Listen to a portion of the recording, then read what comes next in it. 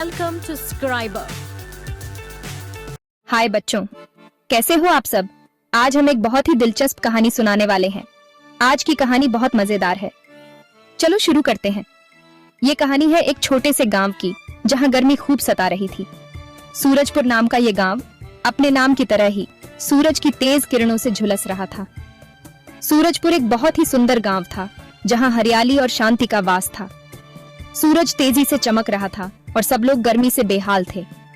लोग अपने घरों में बंद हो गए थे और बाहर निकलने की हिम्मत नहीं कर पा रहे थे। खेलना कूदना भी मुश्किल हो गया था। बच्चे भी इस गर्मी से परेशान थे और बाहर खेलने नहीं जा पा रहे थे। गांव में एक बड़ा सा पीपल का पेड़ था। ये पेड़ गांव के लोगों के लिए एक वरदान था। सब लोग उसकी छाया में बैठकर आराम करते थे। ये पेड़ गांव के लोगों के लिए एक ठंडी छाया और सुकून का स्थान था। लेकिन इस बार गर्मी इतनी थी कि पेड़ की छाया भी काम नहीं आ रही थी।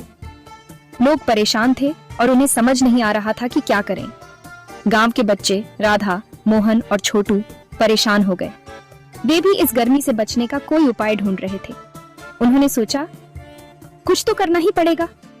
वे बैठकर सोचने लगे कि कैसे इस गर्मी से राहत पाई जा सकती है। उन्होंने दादी नानी से सुनी पुरानी कहानियों को याद किया। उन कहानियों में कई बार गर्मी से बचने के उपाय बताए गए थे। एक कहानी में पानी से गर्मी भगाने का जिक्र था। पानी हमेशा से ही गर्मी को कम करने का सबसे अच्छा उपाय रहा है। राधा बोली, चलो मिलकर तालाब साफ करते हैं और ठंडा पानी भरते हैं। तालाब का ठंडा पानी सबको राहत देगा। मोहन ने कहा, और पेड़ों को भी खूब पानी देंगे ताकि वो हरे भरे हो जाएं और हमें ठंडी छाया दें। पेड़ हरे भरे होंगे तो उनकी छाया भी ठंडी होगी। छोटू ने कहा, सब गांव वालों को इकट्ठा करते हैं और मिलकर काम करते हैं। अगर सब मिलकर काम करेंगे तो जल्दी ही इस समस्या का समाधान हो जाएगा। तीनों बच्चे गांव में घूमे और सबको ये प्लान बताया। गांव के लोग भी इस योजना से सहमत हो गए। देखते ही देखते सब लोग उनके साथ आ गए। सबने मिलकर काम करने का निर्णय लिया। सबने मिलकर तालाब को साफ किया और उसमें ठंडा पानी भरा। पेड़ों को पानी मिलने से वे फिर से हरे भरे हो गए और उनकी छाया ठंडी हो गई। पेड़ हरे भरे हो गए और ठंडी हवा चलने लगी।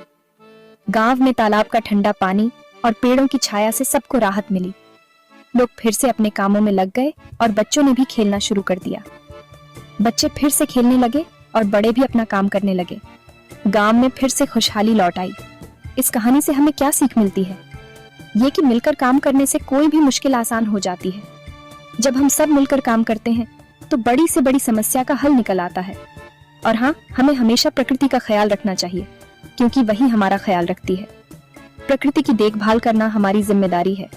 तो बच्चों, अगली बार जब गर्मी सताए तो याद रखना कि छोटी छोटी कोशिशों से बड़ी बड़ी समस्याएं हल हो जाती हैं। हमें हमेशा मिलकर काम करना चाहिए। अगली बार फिर मिलेंगे। तब तक के लिए धन्यवाद। तब तक खुश रहो और मिलकर काम करने की ताकत को समझो।